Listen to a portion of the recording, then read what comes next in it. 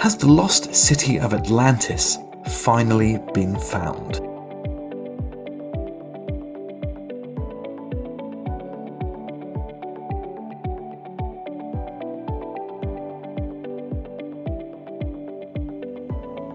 Yes, yes, I think it has.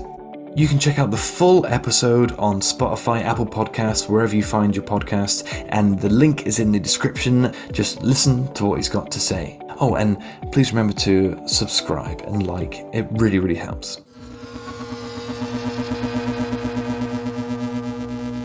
I think the natural point to reach now is to talk about the structure himself, the Eye of the Sahara, because that is just it's so cartoonishly obviously Atlantis. But there's a map, and we keep talking about Graham Hancock. He opens his book Fingerprints of the Gods, which came out in 1995, with this Piri Reis map. And Piri Reis was a Ottoman navigator. And the map was made, I don't want to get the date wrong, it's like 1530, something like that. What the Piri Reis map seemed to show, and all the constellation has always been on the left-hand side and the bottom. The left-hand side shows America and South America, and it seems to show a lot more detail than was available 20 years after Columbus discovered the place. It shows the Amazon, entrance to it. In fact, it shows two Amazon rivers, which people believe is two different maps. One had a little off. The guy putting it together tried to combine them.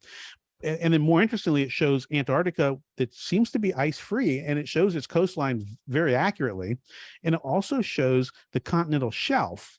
So if the water was lower because we're in an ice age, the continental shelf would have been exposed, and it shows the continental shelf very, very accurate. On the right-hand side of the map is Africa. On the top, you can see the Strait of Gibraltar, and of course, it's very accurately drawn because they knew the coast of Africa.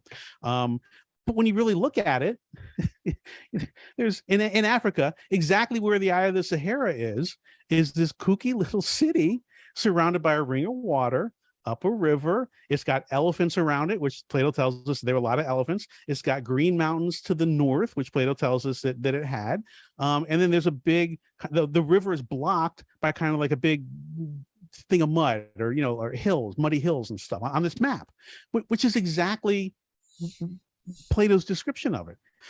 So let's go. So some of the other things. So why is this a good fit?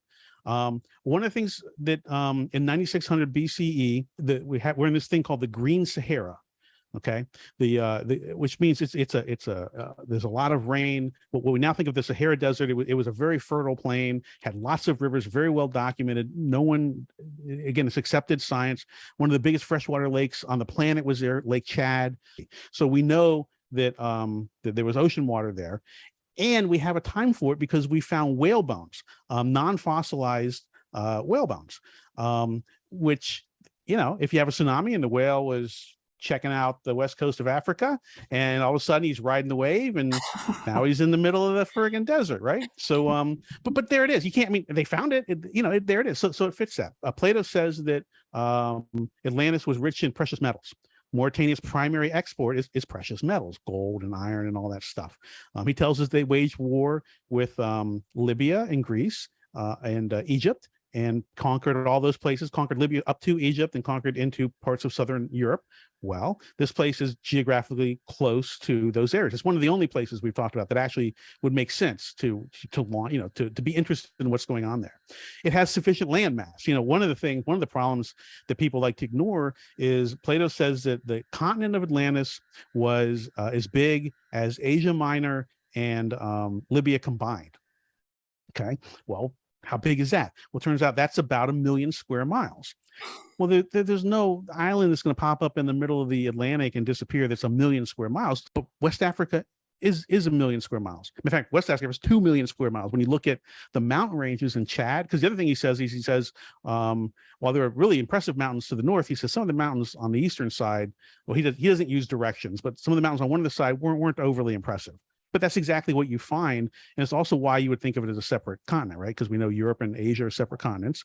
So we have sufficient landmass, and it fits all of that. This Richat structure would have been in a huge lake. When you look at the geography and you look at very known very well-known river flows. Well, when it was in the lake, it nails that concentric circle, Center Island, 2 concentric circles. It nails it. It's the only place in the world. They found a lot of places that kind of around and maybe might have an island in the middle, but nothing with this very distinct set of concentric circles. He says that there are a lot of white, black, and red stones. Well, when you go into Mauritania, there's tons and tons of white, black, and red stones. You can go find them everywhere. He says, and this is an interesting one. I always read this one because no one believes me. So let me read this. This is incredibly important. This is why none of those other places fit. And everyone who's ever looked has been a little disingenuous because they've always ignored this statement. He said, the country immediately about the surrounding the city was a level plain itself surrounded by mountains which descended towards the sea. It was smooth and even and of an oblong shape extending in one direction, 3,000 stadia. Okay, well, what a stadia we said was 607 feet, right? So a 3,000 stadia turns out to be 345 miles. Okay, well, how far is the Richat structure from the sea? 345 miles. 345 miles, like almost exactly, and it's on a gentle slope. One of the criticisms is above sea level. It's like, yeah, as so is every other freshwater river on the planet, right? Because that's how weather works. He mentions that they dug a 50 stadia canal from the outer ring to an inner harbor. Okay, well, that gives us the radius of the circle. Well, 50 stadia is 5.8 miles. Guess how far the outer ring is from the inner ring in the Richat structure? It's 5.8 miles. He says that it had mountains to the north and it was open to the south. The Richat structure has mountains to the north and it opens to the south. He said it has hot and cold running springs. Well, we know it was an active volcano, and volcanoes are hot and they create hot water, and then you have springs that don't go through the heat, so you have hot and cold water. He says that there were green mountains to the north. There are green mountains to the north. I mentioned the Atlas Mountains, just that name. Those are even farther to the north. He said it was outside the Strait of Gibraltar. And this is a contentious one. I love this one. And he said it was directly outside the Strait of Gibraltar, and it was on the way to the opposite continent. Now, first off, this means that the Egyptians of 600 BC knew about an opposite continent, which itself is really interesting, right? Because we think Columbus discovered the New World in 1492, although he certainly had something egging him on. So, and there's more. There's lots of stuff. I don't want to wear you out, but I mean, it just goes on and on and on and on and on.